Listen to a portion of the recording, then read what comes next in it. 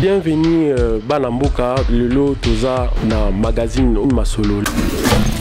C'est normal dès que dans le 21e siècle, en plein capital, va continuer aux Angamai. Tant que Congolais, la ligne que peuple a se retrouvé dans ça.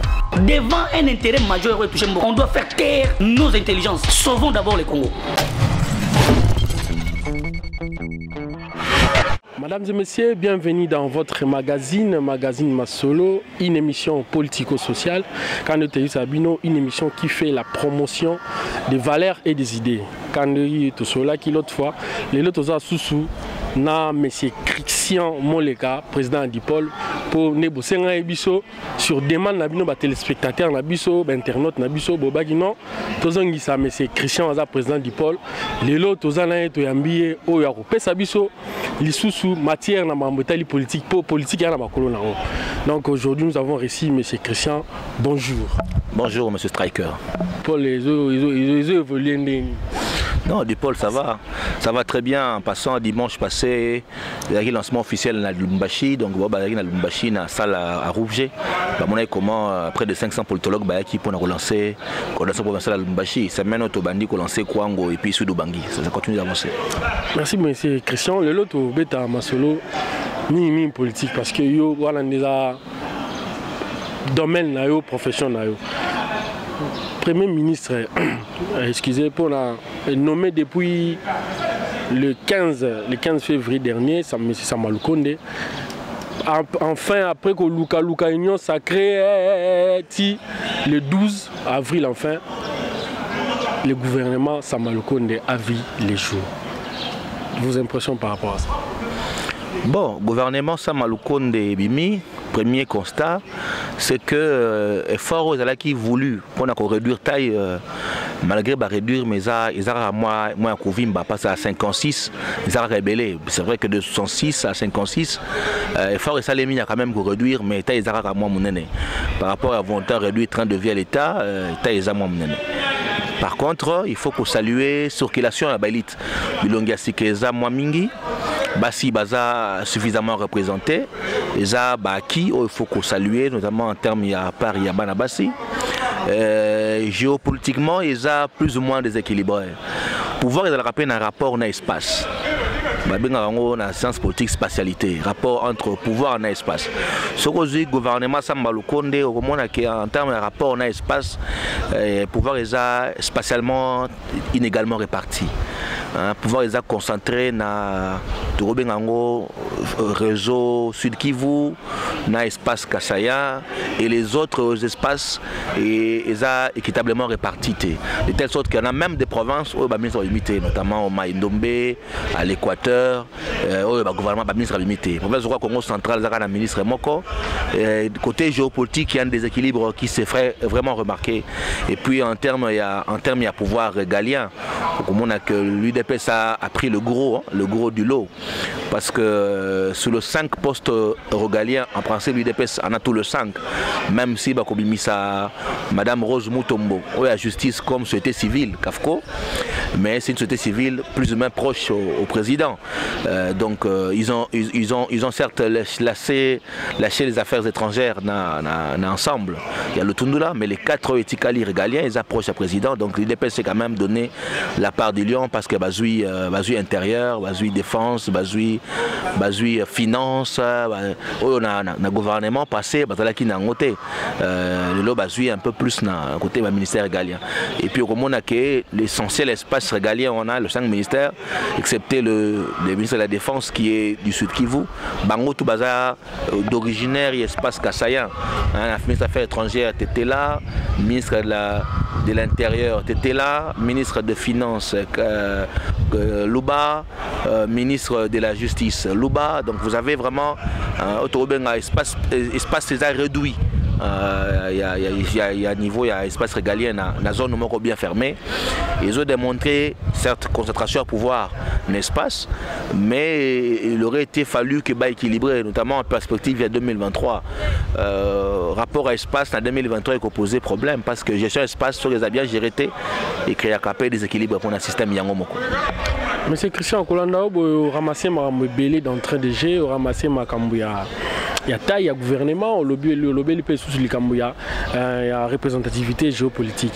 Mais surtout par rapport il y a taille, il y a gouvernement. Est-ce que Nengeza est outil de 65 pardon, à 56 membres? Est-ce que les aspects positifs ou bien analyse en haut par rapport à l'autre fois pour un train de vie, il y a des membres du gouvernement. Ils va réduire de 65 à 56 ils ont un impact moins positif. Ils ont effort, il faut saluer parce que tant que là qui 66 il y a FCC Cash, donc deux grandes coalitions, ça y est 66. La coalition est plus large qui FCC Cash parce qu'ils font un ensemble, ils font un Jean-Pierre Bemba, ils ont ancien FCC et c'est sur una Cash. Ils sont plus large, mais fort quand même elle est consentie pour nous réduire. Ça il faut saluer. Par contre, on aurait bien souhaité ça les met un peu plus parce que sur l'année dernier rapport trimestriel de la Banque centrale, au Commun a que certes mobiliser un peu plus, mais dépenses et l'équipe recette, ce qui fait que tu as un déficit. Donc surtout l'ingi que recette n'a pas dépenses équilibrées, il faut qu'on réduise train. Il y a une institution et ça passe par sur le gouvernement, présidence, Assemblée nationale et ça aurait été un signal fort qu'on réduire peut-être à 40, mais bon, les a pragmatisme politique, tant qu'on besoin d'abalier belé qu'il faut contenter, ça l'angélisme politique est le répéter par pragmatisme, ça s'explique. Mais est-ce qu'il fallait que Sadera qui va se retrouver dans le gouvernement? Si c'était vraiment travailler pour les pays, ceux qui Sadera qui n'ont sacré pour la vision chef de l'État, est-ce que Zaïka pour la remercier ou bien la récompenser et pas chef de l'État dans le poste ministériel? Est-ce qu'il y a des qui vision là-bas? Mais le problème fondamental, c'est l'homme politique congolais, c'est la politique pour Nanine. L'homme politique congolais, fondamentalement, c'est la politique pour accéder au pouvoir. Vous avez un parti politique nayo, ils ont entre guillemets boutique nayo pour que et permettre yo à participer à la discussion. Boutique. Entre guillemets boutique. Voilà, Congo. Na Congo, c'est-à-dire qu'ils ont les gablons nayo, c'est-à-dire autre démocratie, ils ont des libandais appareils politiques. À l'intérieur appareil politique, la démocratie interne n'existe pas. Vous n'avez pas des membres des partis qui participent librement à désigner le parti politique. D'ailleurs, ce qu'on a dit débat, on exclure un parti politique. Ils ont les gablons, il y a mon parti politique, à ça qui borne pour que permettre que ça ait espace pour discuter dans le partage des pouvoirs.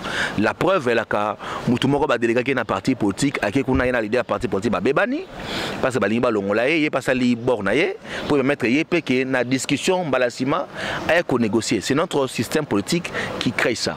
Et puis nous avons des acteurs qui n'ont pas, pas tout ça de manière générale, qui n'ont pas d'idéal en termes de réalisation et vision, si ce n'est que d'accéder au pouvoir. Mais ceux qui ont accédé au pouvoir, c'est logique que Bango tout n'a pas solté la Bango balou contre le gouvernement. Parce que c'est au gouvernement qu'on a les moyens de l'État pour préparer 2023. Tout ça à 2 ans en 2023. Bon, on va ambition présidentielle, bon, on a ambition législative, sans moyens. Au Kozong, on a parlementaire, il faut avoir les moyens et les moyens de l'État, on l'a en contrôle des appareils de l'État. C'est comme ça que ça fonctionne. Moi, je question. La Malobolobi et la Moussingelo, est-ce que dans une année de élection, est-ce que le peuple congolais a compté vraiment le gouvernement? Parce que nous avons souligné le roman que nous avons pour banger, il y a des élections, il y a calamité. Est-ce que le peuple sera servi? Le peuple pense à la servir, il y a sur deux côtés. D'un côté, il y a la vision. Il y a Bazako Kamamboka. Et de l'autre côté, il y a les moyens pour nous porter vision à Bango. Est-ce que le gouvernement Samaloukonde, on ne connaît pas encore le programme, on verra le programme qu'ils vont nous présenter d'ici là. Est-ce que le programme Nabango est correspondre à la attente populaire? C'est en lisant leur programme d'action que tu voyais ceux qui population qu'on s'est retrouvé. Ensuite, deuxième côté, est-ce que besoin de ma coquille pour réaliser Oyo Bazoloba? Est-ce que ma coquille est allée? Lorsque la Banque centrale vous dit que pour le premier trimestre de l'année, tout ça déjà un déficit, ça veut dire bon gouzate.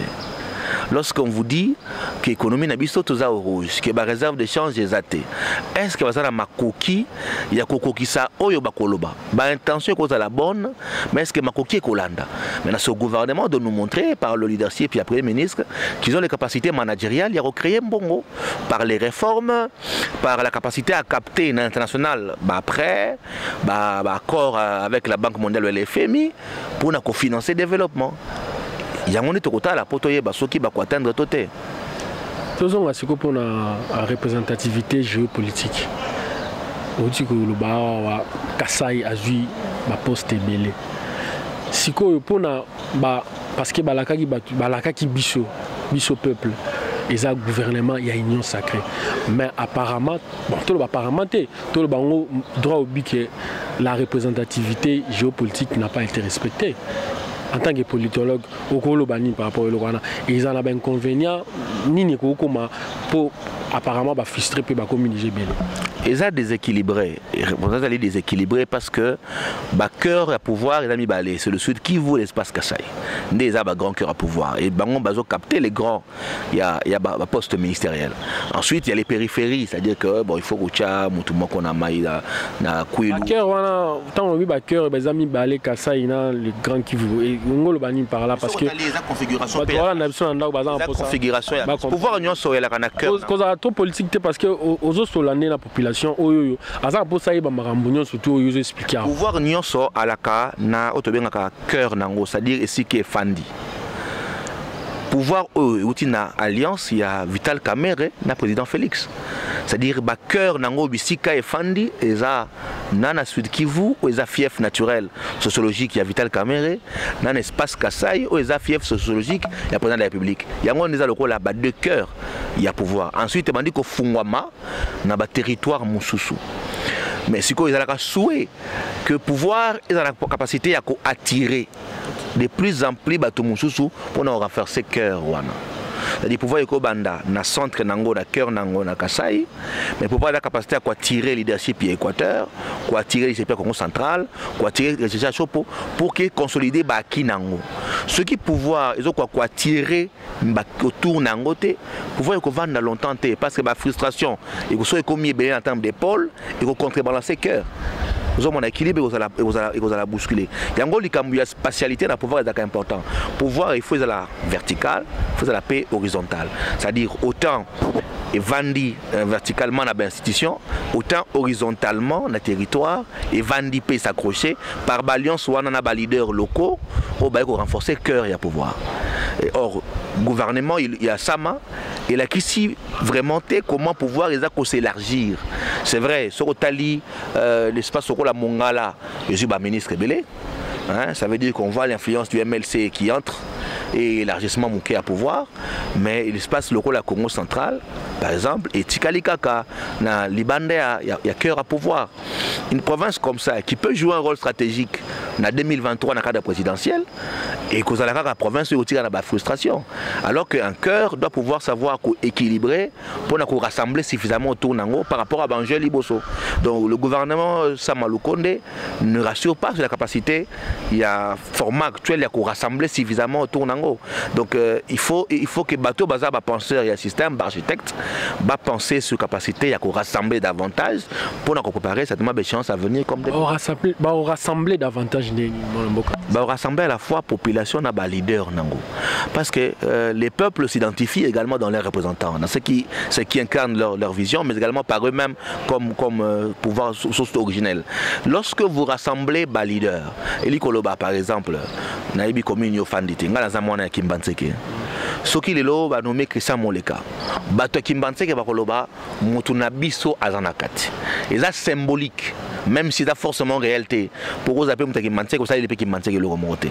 Mais symboliquement, Bango va se sentir représenté dans le Koana et donc légitimité à la décision va comporter en mieux parce que Bazo comme il a Kati.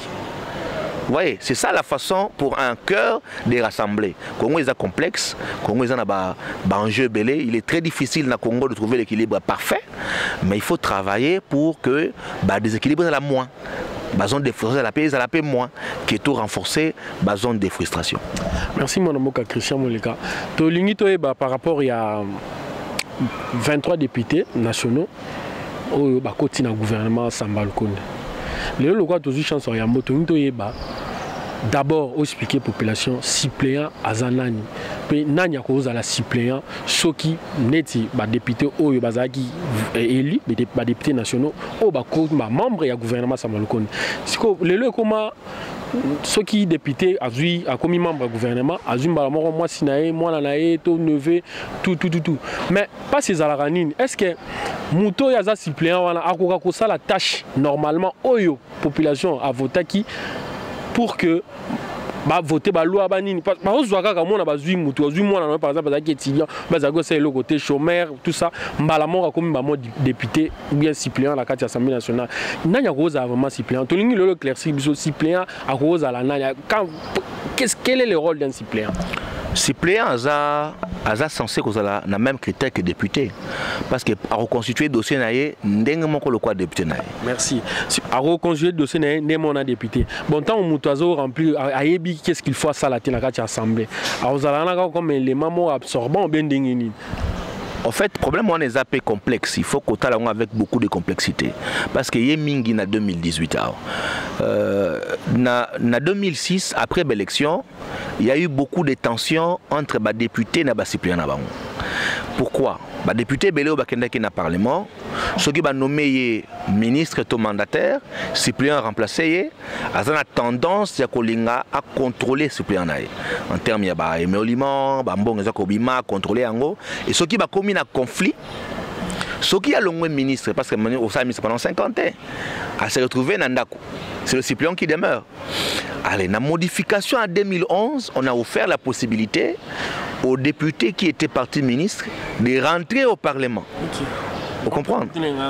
Et comme il y a des députés, ok ministre, on a commis suppléant, on a sali pendant 2 ans, après il y a le ministre, il y a le zonga. Et renforcer ce conflit entre les suppléants et les députés. En conséquence, les députés belé en 2018, comme ils ont suppléants, ils ont contrôlé. C'est-à-dire moi, moi Nakasinaye, moi Sinaye, les Kangounaye, pour réduire la conflictualité, et botamaki du fait que à Kokende à Kozonga, toi à Kokende fois gérer suppléant à Sima, ils ont expérience, il y a pratique démocratique, toujours ils connaissent pas Nabiso, mais ça a un problème réel.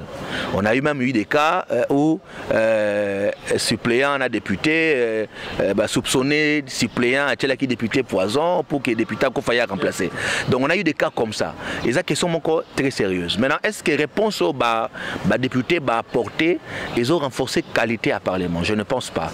Que réponse aux bango bazoui na pratique wana et renforcer qualité à Parlement et affaiblir Parlement. Parce que mingi mingi batikali comme suppléant, baza bata qualité. En tout cas, la qualité moindre que Bango. Et donc, productivité dans le Parlement et qui et cause à la source de mon côté parce que le rendement est lié à bateau. Malheureusement, il faut que tu aies la campagne parce que c'est bon on a raté. Ma candidat est moko. Et c'est très rare c'est plein il faut peut-être que l'opinion, le citoyen, a la vigilance parce que dernière forteresse il y a démocratie citoyen. Il faut que tu aies un habitué comme exigeant dans le moment de l'élection. Tant que le député est devant eux, on attend la campagne. Et ça, une campagne, on a les solo. C'est-à-dire qu'il faut pas solo là. Il faut rater polo, loso, mongo. Bilamba lobi na ande konabino accueilli non campagne un moment les solo. Il faut se tenir comme exigeant. Alors papa, oyé pas na biso oui. Est-ce que yo soko accueilli le parlement ou comme ministre to otika na parlement pour le bas. Poso luka awa pour le bas pour na biso. O le bas na gouvernement to na parlement. Ote na koloba na parlement mais ceux qui va payer na gouvernement bon ça va suppléer na onani pour ceux qui yo kei mutakotika la pa na biso ya suppléer photo ye baye bon suppléer tellement to yo kapena yo ceux qui to commis na niveau à débat wana peuple commis trop exigeant peut-être pas politicien ba kozonga sima notre démocratie a un problème il y a demande populaire il faut demander la plus sur les citoyens offre politique vraiment mais demande populaire il faut pas la vraiment exigeante pour nous comporter démocratie il faut que les politiciens té bango mo baluka ba solution ba politicien baza ba acteur rationnel c'est-à-dire batala ka intérêt na bango na calcul ça là qu'est-ce que moi je gagne et donc ceux qui pour naïe kotia moi naïe non ils a business et ça jeu stratégique ils ont le jeu d'échecs. Oui, jeu d'échecs, mais bon, entre-temps, il y a gagné le monument à Parlement. Pendant 5 ans, il y a recours ça. La population est en souffrance. D'ailleurs, le jeu politique, c'est un jeu. Et comme dans tout jeu, l'acteur, en français, rationalité, pour qu'il ait gagné, à maximiser la chance de gagner. De ceux qui pour le politicien, lobby que. Moi, Christian, a gagné Nini. Sous d'autres sièges, quand on est politicien, on travaille pour les pays, on travaille pour la population, on travaille pour son peuple. Ah, j'ai travaillé pour gagner. À gagner nini. La politique est à deux niveaux. Elle a ambition personnelle et vision collective. Faut même dans notre société, c'est comme ça. C'est-à-dire que moi, je m'appelle Macron, je veux devenir président. On a réalisé d'abord ambition personnelle. Ensuite, ambition personnelle. Et on a vision collective.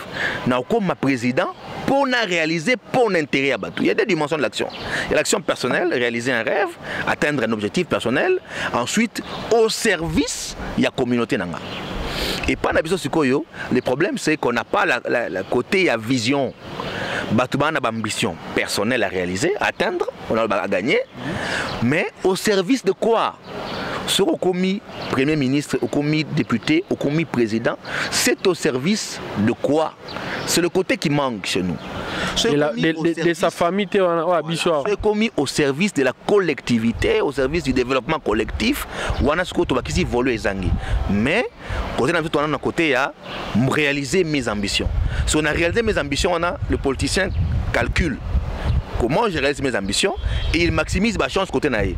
Et ce qu'il faut à réduire des conflits avec un suppléant ou en mettant un enfant, le politicien fera ça.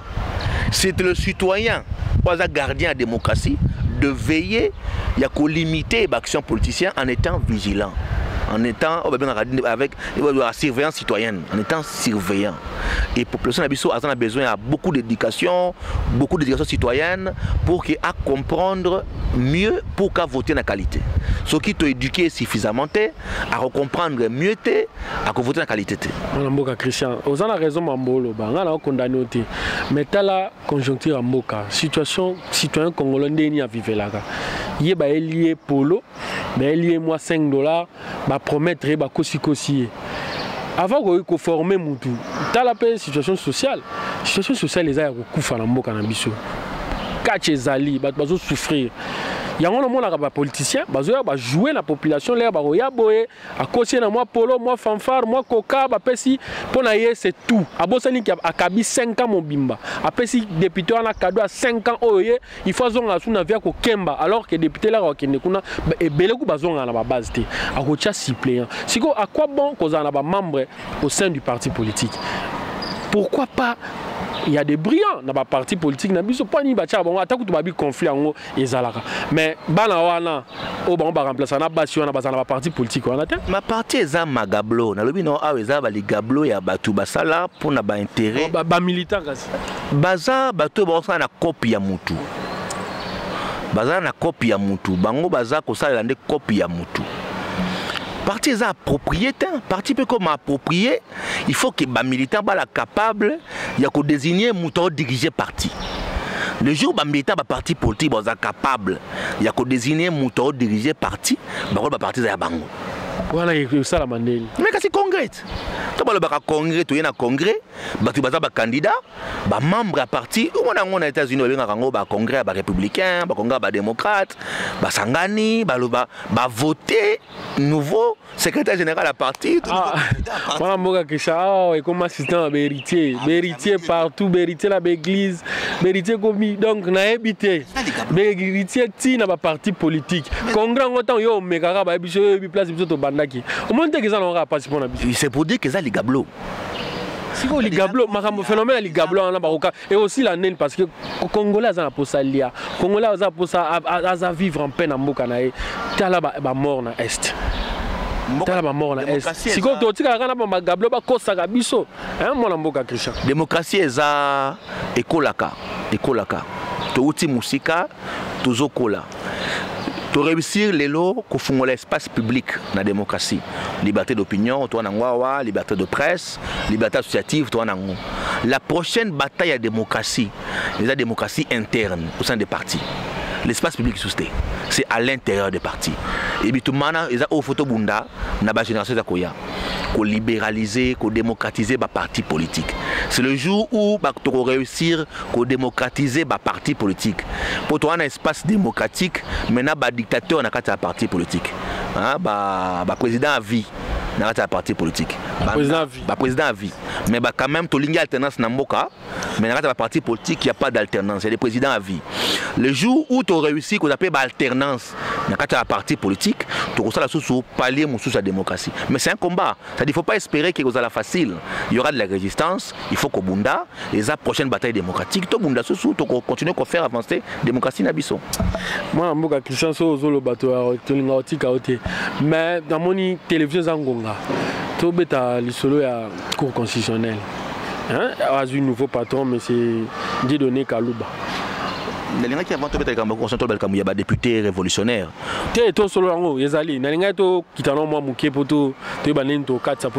Parce que moi, bref, commentaire pour en tout cas, sur la personne, il n'y a pratiquement rien à dire. C'est un homme de qualité.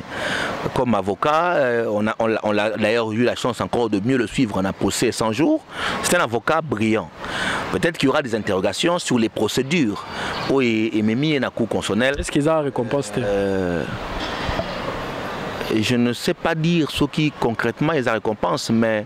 Tout le monde a récompense, hein, réussir aux boulot. Moi je pense que contrairement que le nouveau pouvoir a un problème à spatialité. Ça veut dire que tout régime, ce qui est côté, a recruté en interne, a recruté en externe.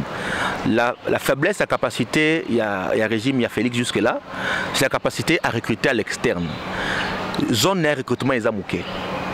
Ils ont davantage connaissances familiales, amicales, partisans, puis tribales, et ils ont plus largeté, et un peu diaspora, ils ont plus largeté. Le jour où le système sera capable de sortir dans la limite et de confort pour nous recruter, peut-être que ces problèmes ne se poseront pas. Mais c'est peut-être parce que le système, dans son lieu, dans sa zone de recrutement, qu'on verra les mêmes personnes avec de liens avec le procès. Je ne pense pas qu'ils ont forcément logique à la récompense. Ils ont cas de recrutement dans Bango, ils ont vraiment manqué. Ce qui va élargir les zones de recrutement, ils n'auront pas ce genre de problème.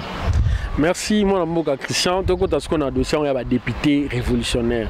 Car Tolanda qui a des députés révolutionnaires, Komeli, Sengi, dans Mokonzamboka, Félix Antoine Tshisekedi, Ameka, ko habiter, ko corriger le gouvernement ils ont mis en place il y a Samalkonde pour éviter car la frustration.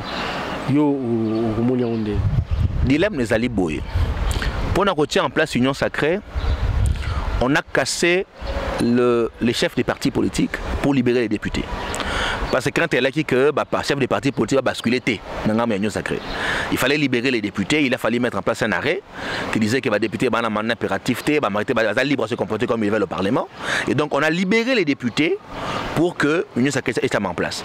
Mais pour mettre en place le gouvernement, on a négocié avec les chefs des partis politiques. Montre-toi à des dynamiques contraires. C'est les chefs des partis politiques qui désignent le gouvernement, mais mettre en place l'union sacrée, c'est les députés sur qui on s'est appuyé parce qu'on n'avait pas encore la confiance des chefs des partis politiques. Des dynamiques on les a contraires. Parce que les chefs des partis ont la loyauté, c'est un rapprochement, alors que les députés vont réclamer travail au Salaki qui n'avait rien à voir avec leur parti politique, parce qu'ils vont agir individuellement. Et donc le gouvernement Samaloukonde ne pouvait pas forcément les contenter parce que la dynamique on est aussi mbatté. Et donc nous avons un groupe d'élus, d'ailleurs 132 députés, sans faire allusion à leur parti politique, parce qu'il n'y a aucun parti politique, à part jusque-là le RCD-KML, il y a Mboussa qui a protesté. À côté, il n'y a aucun parti politique qui dit que les députés sont basatés. Au moins, les députés sont revendiqués le parti dans le gouvernement. Dans la quota, parti dans le gouvernement, mais il y a revendiqué. À revendiquer pour la partie, à revendiquer pour la OIA Sali. Et à Sali Koko, il a bureau, bureau, n'a pas promesse, parce que bango. Deux dynamiques, on a éco-simbaté. Et donc, éco-fragiliser forcément majorité. C'est vrai qu'on a vu l'activité politique Mikolo pour calmer Bango, pour que qui soit Premier ministre. Mais avec une telle majorité, c'est la cas fragile. C'est-à-dire Premier ministre a la majorité, il faudra chaque fois renégocier. Et une majorité instable ne consolide pas l'action gouvernementale, malheureusement. Mais est-ce que vous avez député dans la ça parce que comme il est impossible à pour corriger le gouvernement. Ça en tant que politologue parce que masolo il faut qu'on ait un jeu classique. Même à lobby au mandataire, même à lobby au ambassadeur, l'entreprise publique on les a combien? Tout politiser l'entreprise publique. Il faut qu'on dépolitise l'entreprise publique. Comment beaucoup dépolitiser en mettant élu? Il faut qu'on ait la discipline. Il faut qu'on ait la discipline. Et ça passe par un tour de vis. À un moment donné, il faut savoir être ferme. Il faut savoir être ferme dans les prises de position pour qu'on ait un tour de vis. Ça passe à long terme par une modification à la loi électorale. Ce jeu de majorité avec beaucoup de partis politiques, ils ont mal à monter. C'est vrai, tout ce qui est proportionnel, c'est vrai qu'il y a technique, tout ce qui est proportionnel pour tout ce qui est la guerre. Proportionnel, là, ici que tu as une élection à liste ouverte, où tu as les lots, où il permettre que les partis belé à répondre dans ta parlement. Il fallait garantir la voix et belezala. Mais les lots que tu as commis dans la troisième cycle d'élection et que tu as commis à poser la stabilité gouvernementale, il faut réfléchir sur comment on passe à un scrutin majoritaire. Pour nous avoir un parti moqué dans le Parlement. Un Parlement avec 20 partis politiques, c'est pas mauvais. Déjà, idée à seuil. Et là, il faut réduire indépendant, comportement. Donc, ça va faire un regroupement. Pour maintenir ça, il faut renforcer en gros pour qu'en 2023, on ait moins de partis politiques. Parce que les partis politiques se créent. Depuis que le président Félix Azouiti, on a habité ceux qui étaient 300 créés déjà. C'est quand on s'est créé, on a 3000 partis politiques. Bon, un parlement avec un pays avec 3000 partis politiques pour 500 sièges. Partout on a un siège Moko, partout on a un siège Moko, partout on a 2 sièges, on a 3, on a 10, on a 15. S'il faut tout le temps négocier, on passera le temps à négocier avec les gens. Parce que nous sommes ça les gabons on peut être négocier. Comme les gabons ça n'a pas passé. Personne n'a raisonné les populations Kemba. Yo les gabons pam biso on va mission famille moi c'est na bana. C'est la vérité, ça dit que ce lobby qui passe à la négociation les lots pour tout compte on dialogue. Ok, dialogue n'est pas que le dialogue soit en qualité. Qualité à chef de parti. Toi, la culture à dialogue depuis les années 90, c'est le lot. En tant que chef de parti, on participe à la table, on signe un document dans Souka, tu as une coalition, tu as une coalition comme chef de parti. À ta partie, on a dit, moi, si on a des partis, mais on signe comme chef de parti politique. Après, le lobby se base dans le on a poste ministériel.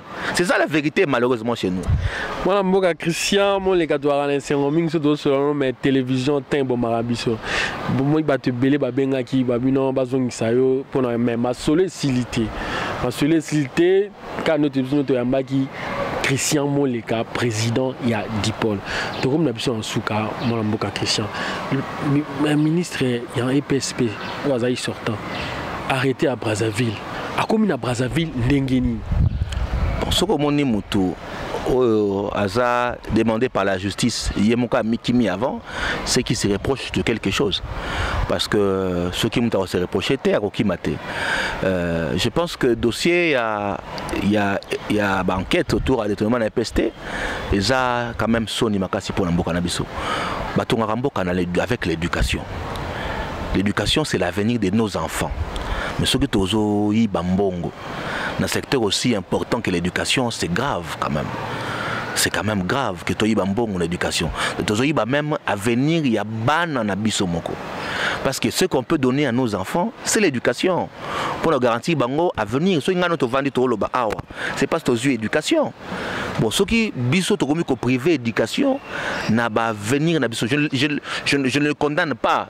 Il a le droit d'aller se présenter en justice et présenter ses moyens de défense. Pourquoi prendre fuite? Et puis moi Christian pardon. À commune à Brazzaville ndengini. Aussi longtemps ba service à renseignement ali à sécurité à Katisaki na voix moko nini officiel à Kendagi à se retrouver à Brazzaville ndengini. Bon. Contrebande des alarats, contrebande des alliés. Et puis, l'État, il y a un service aux frontières. La première personne qui est recherchée ou a porté disparu. C'est dire qu'à un moment donné, il faut que tu requestionnes la sécurité aux frontières. Mais ce qui est fondamental, c'est que Yemoko a décidé qu'il a se soustraire à la justice. Parce que le choix, il a choix de se soustraire à la justice. Alors qu'il aurait pu faire le choix de se présenter et de présenter ses moyens de défense pour qu'à se disculper sur Kaza innocent. Le choix qu'on se soustrait à la justice est suspicieux. Ils ont peut-être leçon pour na bateau nous sur bateau Kamba. Na bateau Kamba lelo que acte qu'on posé à la gestion on peut rendre compte un jour ce qui est de l'hôtel lobby. Hein, autant tout le monde pour nailler les lots, autant tout le monde va côté les lots. C'est-à-dire que au côté oui exactement on est à gérer mais il y a pas que tu es redevable vis-à-vis des Congolais, ceux qui sont sous les lots bah juger au thé, sous dans 3 ans, dans 5 ans, juste pour rattraper ils appellent les sons pour na bateau baza ko appeler à diriger ba comme na épée wana to ba na français épée Damoclès na mutu na bango que ba acte na za ko poser ils en a ba conséquences. Donc désormais na poser na bokengi parce que ba acte na ko manga pe na boloko to ko pesa nga pe complication na vie. Et ça ba leçon importante pour la démocratie na biso. Ceux que ça les biso pour na ko avancer oui. Mais la justice a ça nango en toute liberté. Soit ça ba moyen de défense na ya présenter ango a présumé innocent même si façon na ko soustraire wana ils a plus ou moins suspect, a présumé innocent et quitte à ce cas à prendre moyen de défense na ya so ka innocent ba ko libérer. Merci beaucoup mon amour Christian Moleka. Un mot de la fin en 30 secondes parce que tu comptes vraiment la souka. Le mot de la fin, souhaita gouvernement et travailler. Gouvernement ça malukonde travailler et tia priorité dans ma question en sécurité. Autre comme on a ba vidéo, na ba tuerie na est, ba image d'horreur tout le monde a eza et l'équipe degré insupportable. Bande qu'on a besoin à est baza vraiment qu'on souffrir, il faut la priorité des priorités. Ndeko ça mental social ya batu à remettre sur le chemin appareil productif surtout l'agriculture. L'agriculture tout ça qu'on a priorité des priorités mais et mon na comment ba orienter ba moyen vers l'agriculture et puis tout ça n'a pas ça ma ponami en 2023 ndeko ça m'a appelé ça ma coquille pour que 2023 peuple congolais a kende na baïrne et a voté pour que tout continue à renforcer la démocratie na biso. Merci mon amour Christian, merci d'avoir répondu à notre invitation. Donc tozana esengo makasi. En tout cas, to likia ki to zol sumbala sima soki basengi yo. Chers téléspectateurs, nous sommes arrivés à la fin de notre émission. Si vous avez aimé l'émission, dites merci à Michel Louzolo qui était à la réalisation. Quant à moi, je salue un grand partenaire au hasard la Turquie, Maman Césarine, c'est la vous Escola Nabiso. Merci pour la mousson sur Sala Kotika Bisoté. Quant à moi, je vous dis au revoir et à bientôt si Jésus ne revient pas. Bye.